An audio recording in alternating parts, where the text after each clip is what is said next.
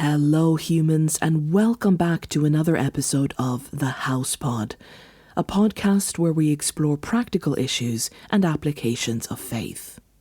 My name is Natalie Kendel. I'm a theologian and pastor here at the House, and today we'll be looking at a research paper called Sanctified Thinness. This paper explores the intersection between the Adventist Health Message, Norwegian Cultural Ideals, and the emergence of eating disorders. This episode does contain a trigger warning, as we will be speaking about disordered eating and health behaviours. To begin with, let's lay out the abstract of this research essay.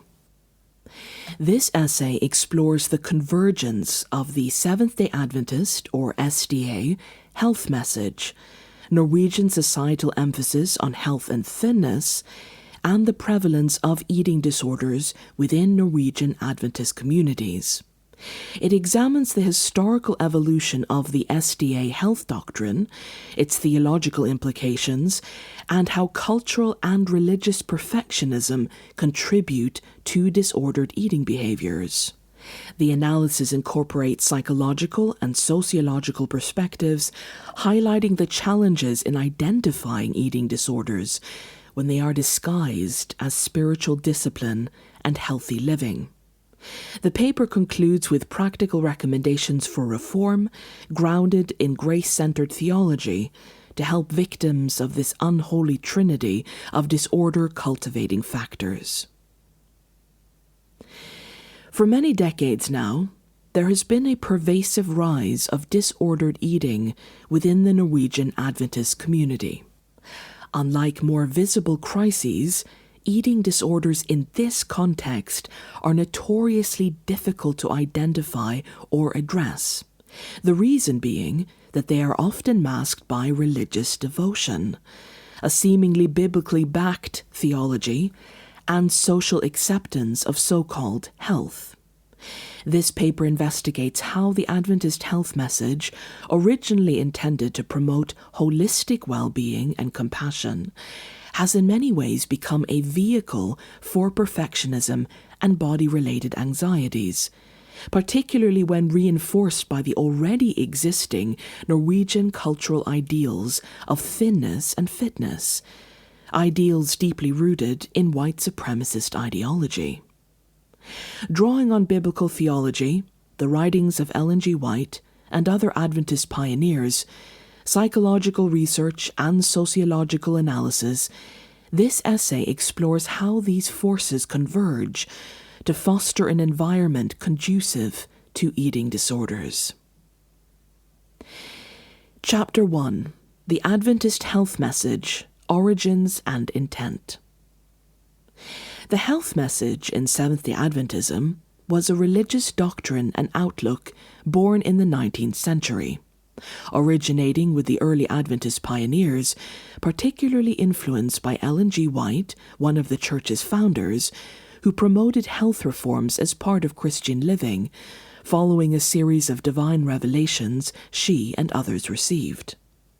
This teaching became a foundational part of the church's precepts, emphasizing holistic health, which integrates physical, mental, and spiritual health. Today, it is often called a health reform movement and is considered one of the distinctive features of Adventism. Ellen G. White, one of the church's founders, received a vision in 1863, which led to her promotion of a vegetarian diet, abstinence from alcohol, tobacco, and caffeine, and an emphasis on natural remedies, exercise, and clean living. White wrote, "Gratification of taste should not be consulted regardless of physical, mental, or moral health." This quotation comes from the book Counsels on Diet and Foods, page 22. She saw health reform as a matter of stewardship. She said, "The body is the only medium through which the mind and the soul are developed for the upbuilding of character," quoted in Ministry of Healing, page 130. Interestingly, in some ways, the Adventist Health Message was a radical departure from much of the prevailing Christian neglect of the body. While the early Christian church rejected Gnosticism as heretical, some Gnostic-like ideas still seeped into Christian thought over the centuries, especially in mystical and ascetic traditions. Key influences included dualism, a sharp division between body and spirit, often devaluing the body; asceticism, extreme practices of bodily denial and mortification to purify the spirit; and Platonism, philosophical ideas emphasizing the immaterial, perfect forms over the physical world, influencing Christian theology. The effects which these ideas had on Western Christianity included the neglect or suspicion of the body. Some Christian teachings inherited a tendency to view the body as a source of sin or temptation, sometimes leading to unhealthy denial or repression of bodily needs. It also included the focus on the spiritual over the physical. Salvation and Christian maturity were often framed primarily in terms of spiritual experience or the soul's destiny, while minimizing the importance of physical health, needs, and well-being.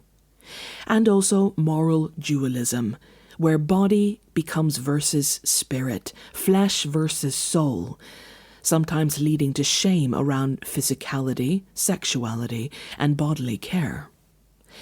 There had long been strong trends of denial of the body in Western Christian practice, but the Adventist Health Message stood in stark opposition to these. Unlike the Gnostic influences present in much of Christian tradition, which often devalued the body, the Adventist message affirmed the goodness of embodiment. The health message in its purest original form was aimed at bringing the human being together again, seeing our lives as a whole, not divided, soul and body, but an honouring of the flesh and the material as being holy, God-loved, and God-created. This revelation was not only much needed among Christian believers, but truly reflected the anti-Gnostic, anti-dualistic biblical narrative. Sadly, however, the health message was soon distorted, both by influences within Adventism and by factors without. Firstly, Adventism grew up in the Victorian era, impacted heavily by Victorian values and thinking. Both Gnosticism and Victorian values emphasized moral purity, control over bodily desires, and a hierarchy where spirit or mind were seen as superior to the body. While Gnosticism and Victorian values came from very different contexts, they shared a deep discomfort with physicality, especially with bodily pleasure, sensuality, and appetite.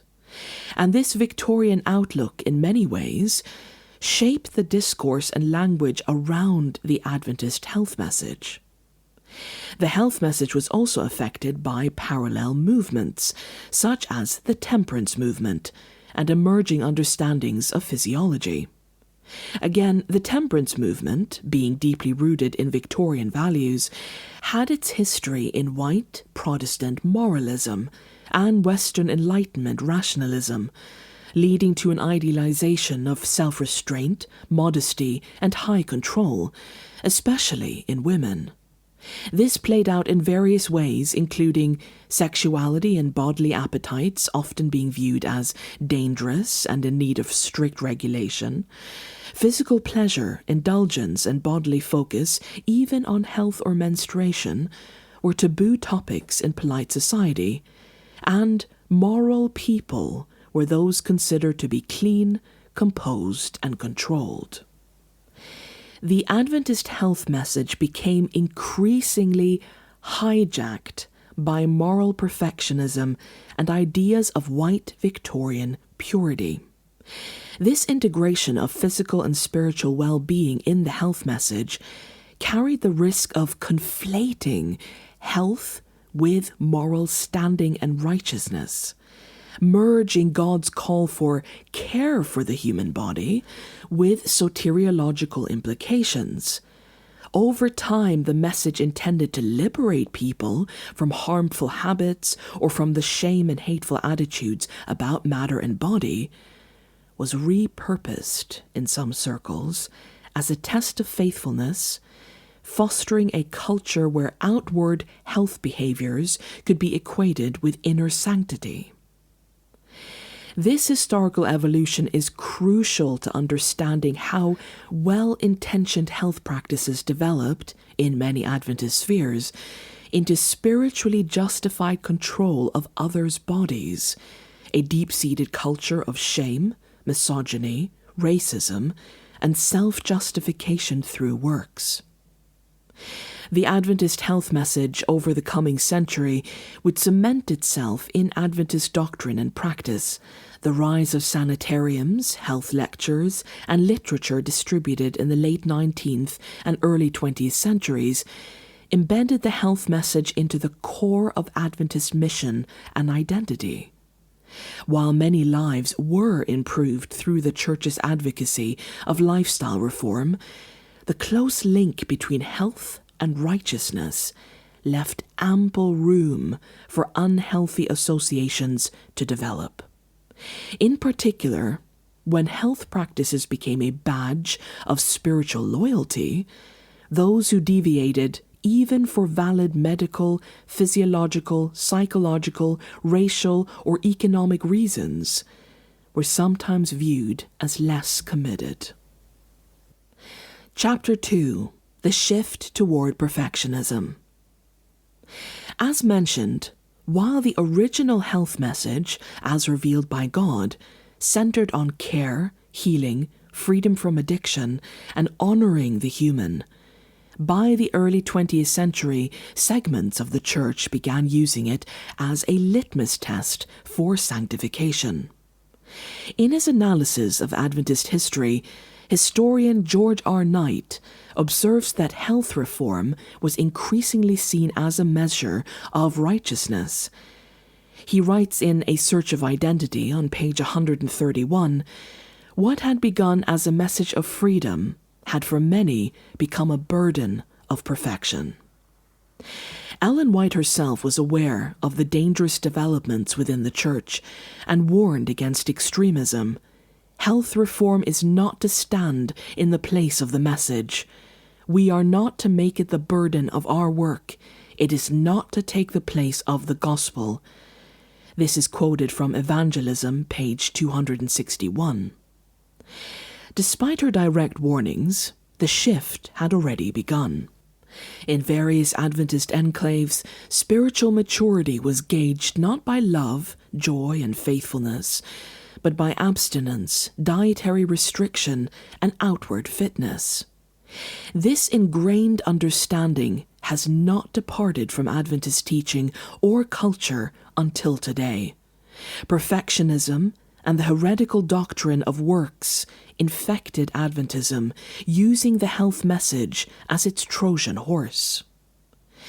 The pressure to conform to specific lifestyle norms can lead to spiritualized guilt and shame being aimed at those who struggle with their bodies or eating habits. For children and adolescents in particular, this conflation of spiritual and physical perfection can be deeply damaging, leaving them with a lifetime of struggle and disordered thinking.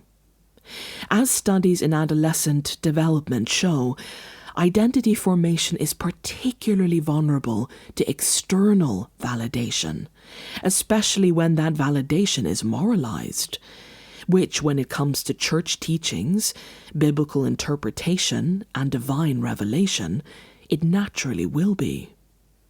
Many Adventist youth have been left feeling that they are unworthy of community or even divine love if they do not meet certain bodily expectations, producing long-term spiritual trauma.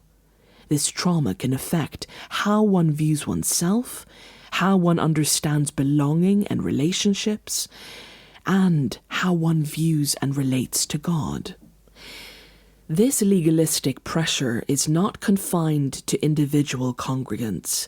It has affected institutional practices and is upheld institutionally and systematically.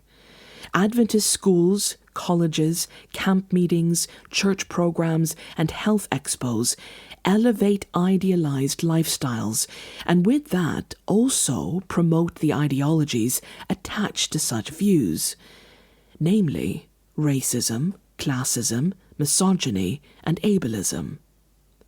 This pressure excludes those with different needs or experiences. By presenting the health message as a moral imperative and God's spoken demand, Adventism has muddled the gospel and failed to protect, honour and love other human beings. The silence surrounding eating disorders in such spaces can make those suffering feel invisible or ashamed. Chapter 3. Norwegian Cultural Context, Thinness and Moral Value. So far we have addressed the influence of Adventism's teachings and practices, but Norwegian Adventists face an additional factor, namely Norwegian national culture. Norway presents a unique socio-cultural environment, rooted in a strong ethos of moderation. Janteloven, the law of Jante, emphasizes humility, egalitarianism, and conformity. Like an unspoken rule in Norwegian society, something called Janteloven demands a uniformity from its citizens in exchange for inclusion, acceptance, and the illusion of peace. While this ethos discourages overt vanity, it simultaneously promotes unobtrusive perfection, a particularly insidious poison.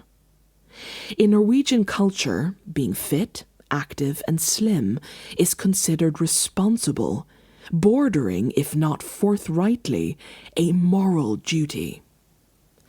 A 2021 study published in Body Image Journal found that Norwegian adolescents displayed sky-high rates of body dissatisfaction and internalized weight bias. In a culture that praises outdoor life and physical fitness, the authors wrote, deviating from thinness ideals can be socially penalized, even if only implicitly. The quote comes from Stornes and Samdal, 2021. Ironically, socialized modesty and the cultural taboo around boasting can lead to covert competition. Who can be the healthiest, the most disciplined, the most self-controlled, all without appearing to try too hard? This silent race feeds into religious perfectionism, forming a toxic mix that supports disordered behaviours. The societal pressure to conform bodily to a near impossible standard is romanticized or hidden in Norwegian culture behind beautiful, vague veils. The veil of love of nature, nationalism, the enjoyment of the outdoors, the celebration of physicality, sports, and wholesome diet. Because these disordered ideas hide behind pillars like national identity, it makes pinpointing and condemning these harmful conventions agonizing and vulnerable to denial or minimizing. Many Norwegians tend to respond defensively to these suggestions, based either on a misplaced sense of national pride, the ignorance which privilege constructs, or the fear of being ostracized according to Janteloven if they do not conform. The Norwegian cultural backdrop, therefore, intensifies the already considerable effects of Adventist health teachings on Norwegian Adventists. When Norwegian Adventists hear that the body is the temple of God, they do not merely hear a call to wholeness or self-compassion. They internalize a cultural idea of physical perfection dressed in religious language. It is the marrying of white supremacy with Puritanism. This can potentially make even well-meaning health sermons and messaging harmful, reinforcing the belief that spiritual fidelity is visibly manifest in one's weight, shape, or eating practices. Moreover, this makes it difficult to critique these ideals without appearing to reject core Adventist values or Norwegian virtues. Norwegian Adventists will have these false ideas reinforced on two fronts, as though one were not enough to be contending with: national identity and religious identity. Receiving this unhealthy messaging not only from religious sources, but from secular ones, makes the message seem impenetrable and universal. It also cancels out the likelihood of finding any safe spaces where this message doesn't exist. Norwegian Adventist youth will be pressured to conform to physical and health perfectionism not only in their church, but in their friend groups, school, college, workplace, and Norwegian public spaces. Their lives are saturated with an eating disorder fostering reality. Everywhere they turn, they are inundated by its demands. How is it surprising, then, that eating disorders thrive in this environment? Chapter 4. Eating Disorders Disguised as Discipleship. Psychologically, eating disorders are not simply about food or weight. They are disorders of thinking. They are disorders of control, identity, and self-worth. These are not manufactured privately or in isolation, but are created and nurtured by community, relationship, and cultural factors. When speaking of eating disorders, the public's mind usually leaps to anorexia or bulimia. But there are a host of eating disorders aside from these two, including orthorexia. Orthorexia nervosa is an eating disorder characterized by an excessive preoccupation with eating healthy food. This can also include an obsession with exercise. A person with orthorexia will likely have an obsessive focus on food quality and purity, often avoiding food seen as unclean, toxic, or impure, will eliminate entire food groups such as carbs, fats, or all processed foods, even when not medically necessary, will have extreme guilt or anxiety when these rules are broken, will spend excessive time planning, researching, or preparing meals, will view others' eating habits as morally inferior, may experience malnutrition, weight loss, or health problems due to overly restrictive diet, and may socially isolate due to fear of eating out or not having control over food. Dr. Stephen Bratman coined the phrase orthorexia in 1997, the term coming from the Greek orthos, meaning correct, and orexis, meaning appetite, basically meaning correct appetite. Dr. Jennifer Gaudiani, a specialist in eating disorders, explains orthorexia is especially dangerous because it wears the mask of health. It can be praised by others and seen as spiritual discipline, but it's just as deadly. Quoted from Sick Enough, 2018. This fact is particularly relevant in SDA circles, where dietary restriction is often valorized. Seventh-day Adventism emphasizes purity, self-control, and bodily discipline as spiritual virtues, which can easily lead to moralizing food.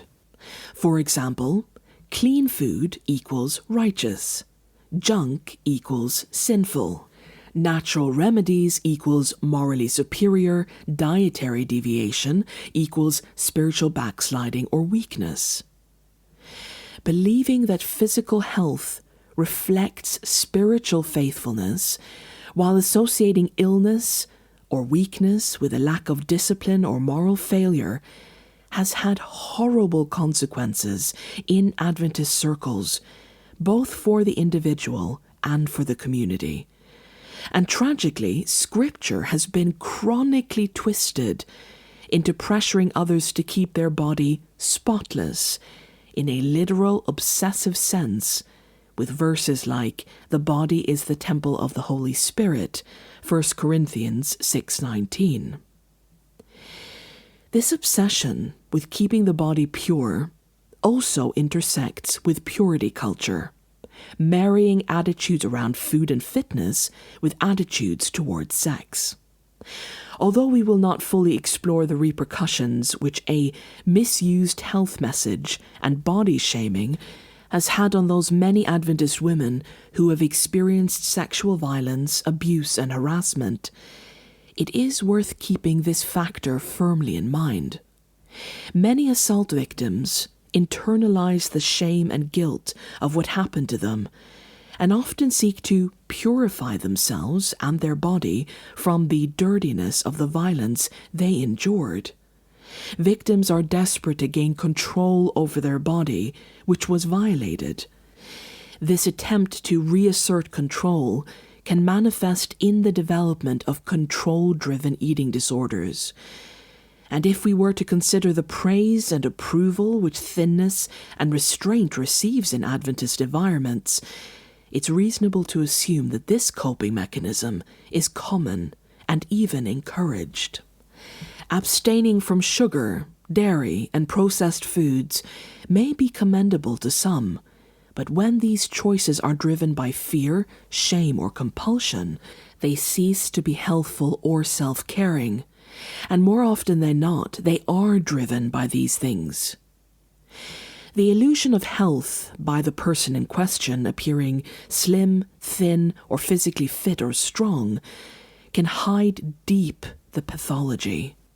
Religious language can mask or even sanctify these dangerous behaviours, lauding the person's willpower and seeming spiritual integrity, making early intervention difficult.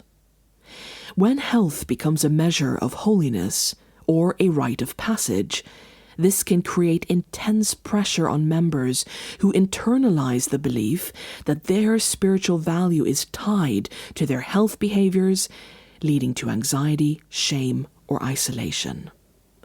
In these cases, Adventist young people can experience suffering from serious malnutrition while being applauded for their discipline. Many struggle in silence, not even realizing they have an eating disorder. They believe that their obsessive thoughts about food and weight are signs of commitment to God, to health, not red flags. And the absence of theological critique or institutional self-insight on this issue allows it to flourish in darkness, even holding it up as an ideal. Studies have shown that perfectionism is a major risk factor for eating disorders. And perfectionism has become a cornerstone of the manifestation of the Adventist Health Message.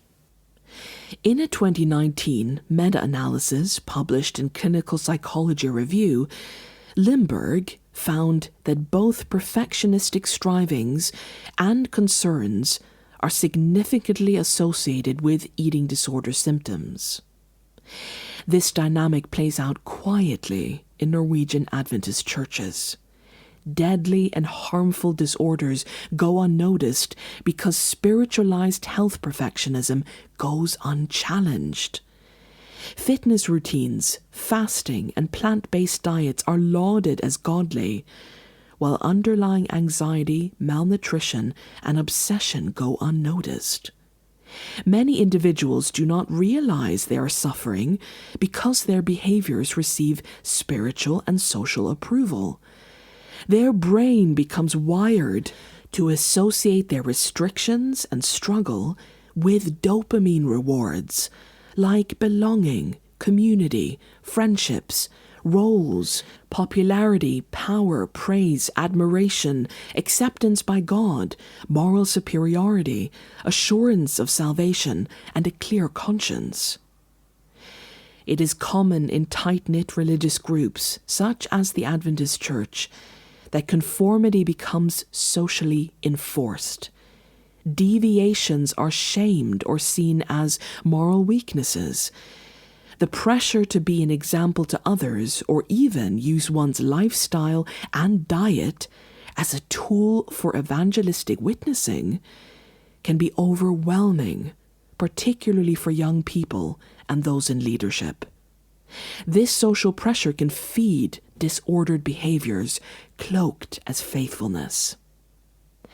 The theological misuse of the body as temple metaphor compounds the problem, especially when pastors or educators themselves reinforce unrealistic ideals under the guise of promoting stewardship. This cycle becomes self-perpetuating and deeply embedded in personal spirituality. In the end, trying to pull this disordered perfectionism from what one considers to be one's faith will be extremely difficult. Any external call to do so will most likely be met by a fierce defensiveness, since the individual perceives they are being persecuted, or even having their faith tested by secular ideas drawn from science and psychology. This perception of having their faith attacked can produce further entrenchment and a complete abandoning of sound thought or reasoning on the topic. Chapter 5. The White Supremacist Body Ideal and Structural Factors. Beyond individual psychology and culture, there are powerful, broader structural forces at work. The global ideal of thinness is a racialized structure. The idealizing of thinness is indivisible from the idealizing of whiteness. Sabrina Strings, in her groundbreaking book Fearing the Black Body, The Racial Origins of Fat Phobia, published in 2019, demonstrates how fat phobia, better termed fat hatred, is rooted in colonial ideas of white superiority.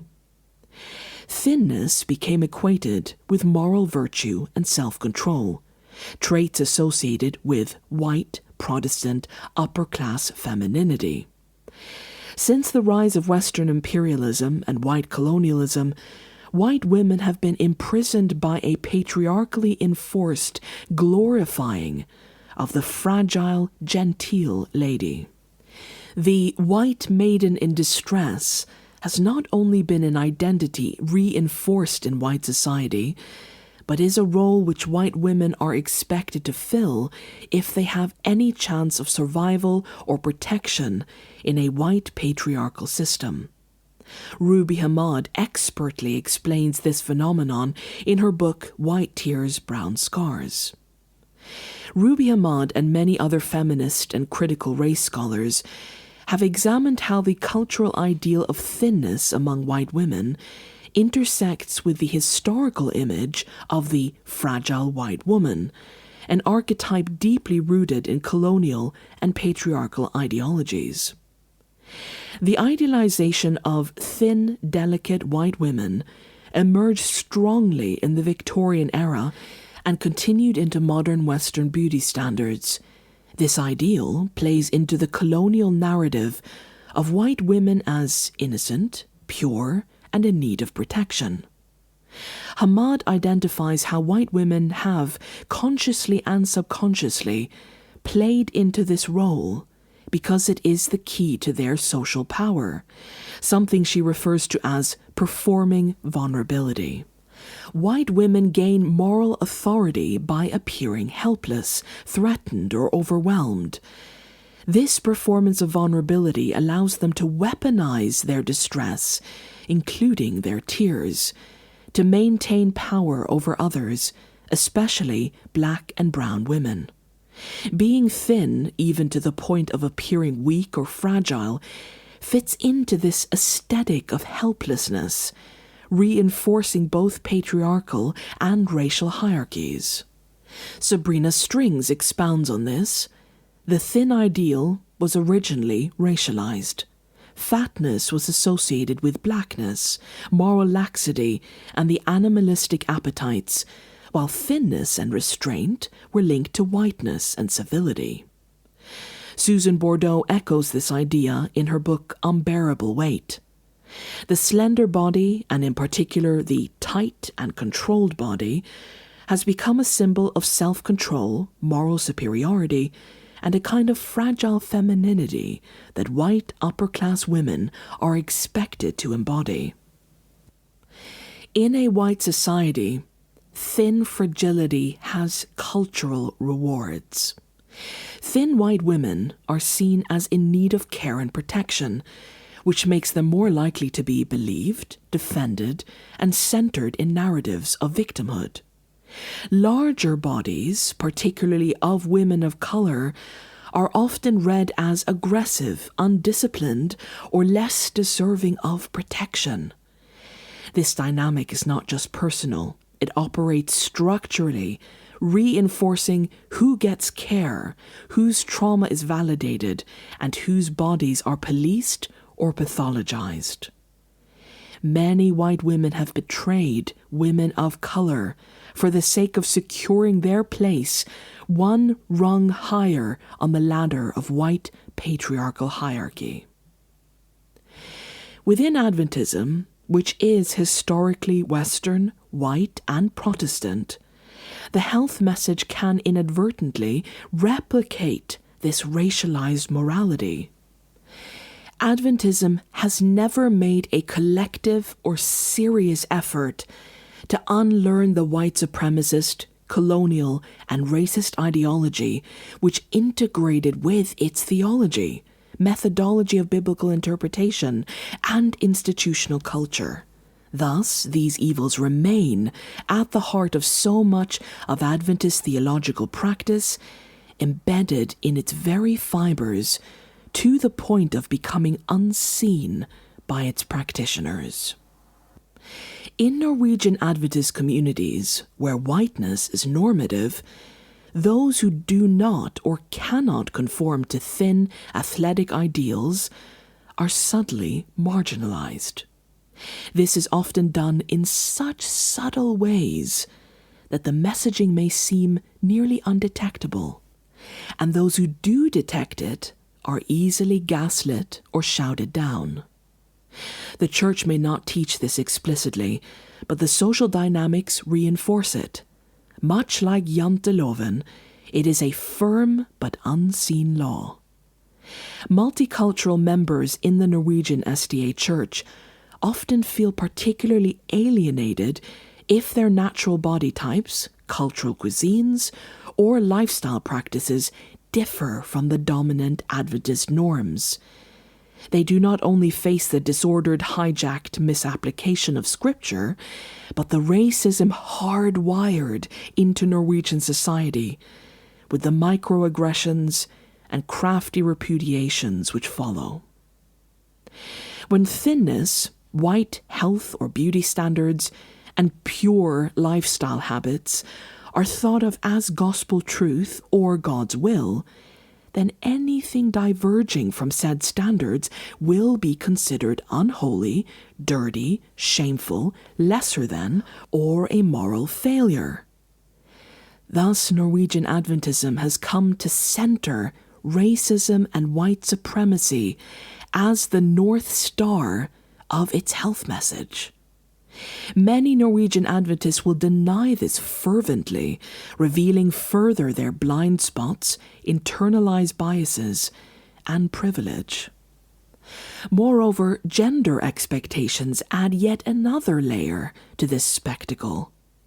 Women are disproportionately affected by eating disorders, and in church settings they are often held to conflicting standards, to be both humble and attractive, disciplined yet effortless, spiritual yet physically ideal.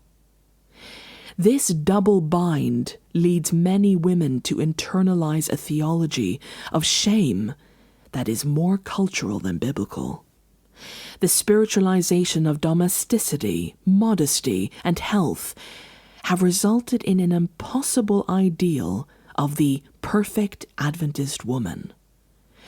So even when white women attempt to hide behind the safety of the white fragile lady role, they remain imprisoned in the oppressive structure of white supremacy.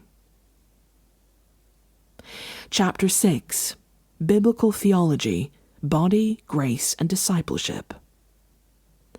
Theologically, equating health with holiness is unbiblical. The gospel message rejects any suggestion of the contrary. God's message to humanity is one of grace, not merit. Paul writes, "For by grace you have been saved through faith. And this is not your own doing, it is the gift of God, not a result of works." Ephesians 2:8-9. The Judaizers of Galatia were rebuked for adding requirements to grace. Today, some add organic food and veganism instead. There's nothing new about these practices. Believers in early church congregations were too adding restrictions on eating, fasting, circumcision, sexuality. Jesus ate fish, Luke 24:42, bread, Mark 8:6, and likely drank wine, Luke 7:34. He fasted, but he also feasted. He who was sinless focused not on bodily perfection, but liberation, often from social injustice, cycles of shame and marginalization. He welcomed the sick, the leper, and the woman with a flow of blood. He sat with sinners and helped Gentiles. Jesus was described as not being much to look at. He had no beauty or majesty to attract us to him, nor special appearance that we should desire him. Isaiah 53:2. Christ, who was perfect, was never the image of white supremacist perfection which we've so often depicted him as in the global West. His kingdom is not for the well, but for those in need of a physician, those who are sick, Mark 2:17. The doctrine of the Incarnation offers a powerful corrective. God in Christ did not come in an ideal body, but as a Jewish man who likely bore the marks of poverty and wear. He touched unclean bodies and made them whole. The resurrection promises not a return to thinness, but the transformation of all that is broken. And white supremacy, a theology of works, and janteloven are broken. In the beginning, God created matter and the body, calling them good, very good, Genesis 1:31. And he created diversity. Jesus' followers, such as Paul, vehemently criticized any theology which sought to shame, punish, or deny the body. So much of the teaching in the epistles is dedicated to address harmful practices in local congregations around the world, practices that attempted to interfuse Gnosticism, shame-based faith, body punishment, and works-centered theology with the message of God. But each of these trends were condemned in the strongest terms. Any theology that makes health a condition of spiritual inclusion contradicts God himself. It becomes a renewed form of modern Gnosticism or legalism, and it must be corrected with the full force of Scripture and communal commitment to reject it. Chapter 7. The Need for Reform. There is a dire need for restoring the centrality of honoring humanness and human vulnerability in Adventist teaching and practice. This cannot be done without drastically unlearning a host of evils which drive the eating disorder fueling environment. Evils such as white supremacy, patriarchy, misogyny, fat hatred, racial bias and racism, ableism, a romanticizing of harmful Norwegian culture, irresponsible biblical interpretation, and a complete distortion of the original Adventist health message. Norwegian Adventists must reframe the health message as being a message from God that He isn't like our society around us, that instead He genuinely cares for the whole person and in no way demands physical perfectionism from us. He doesn't implore our eating, exercise, or fitness to be performative or qualifying acts. Health is not a prerequisite for God's love. If it isn't a prerequisite for God's love, Adventists must not commit the sin of making a prerequisite of full acceptance of people into Adventist spaces and community. Otherwise, they set themselves up as a higher authority than God Himself.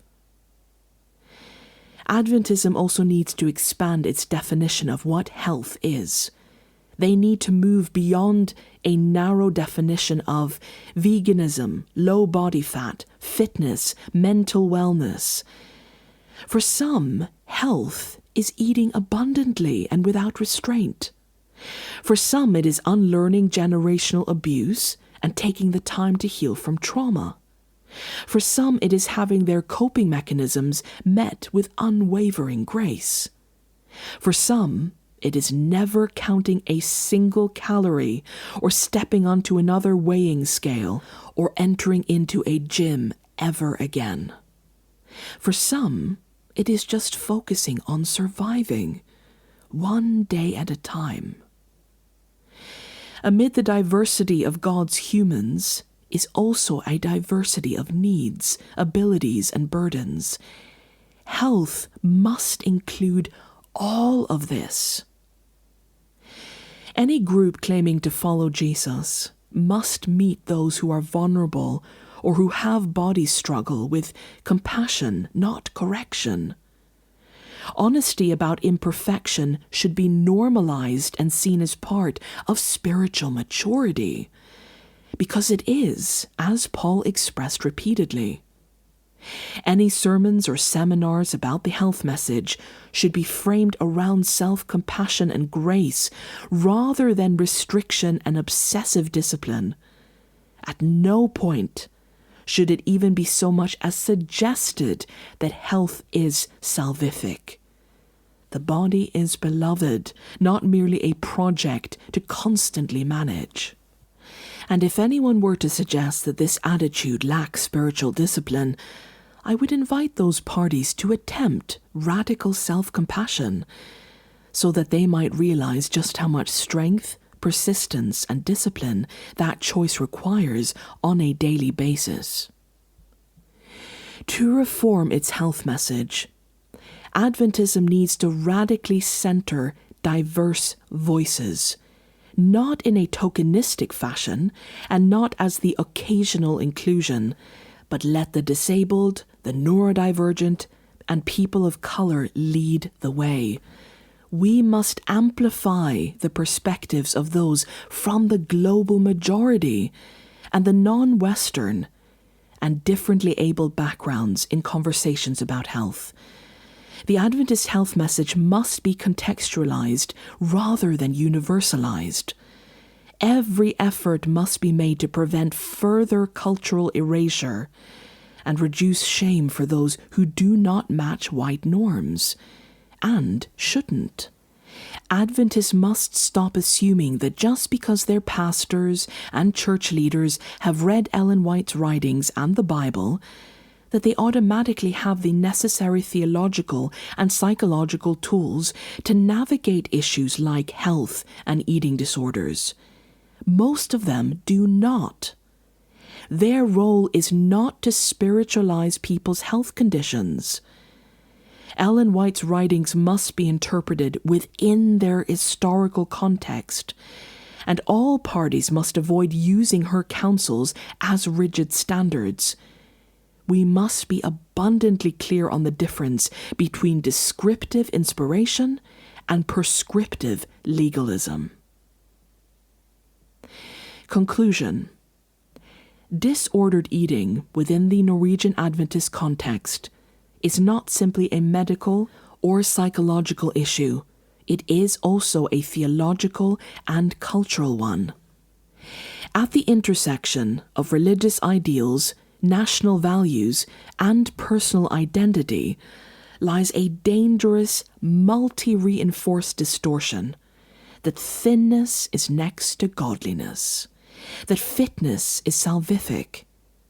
The Adventist Health Message, while originally rooted in freedom and wholeness when God inspired it, has mutated into a sanctified form of control and has been chronically untethered from grace.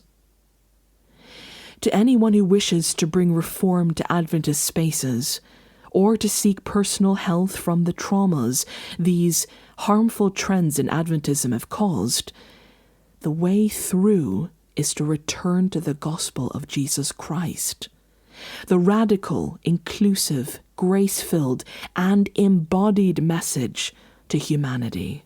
Health must be put in its proper place, a gift, not a god.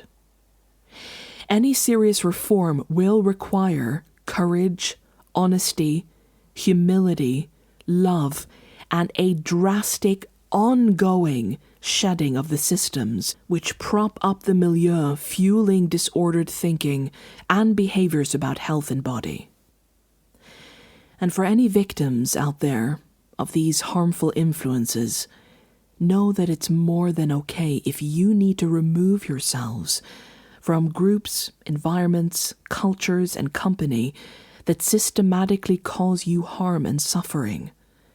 As Jesus would insist, your well-being matters more than you filling a pew.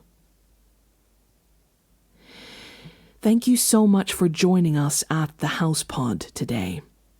We sincerely hope it was enlightening and even helpful to some who have been in the dark about this dynamic or who needed to be affirmed that their suspicions were correct.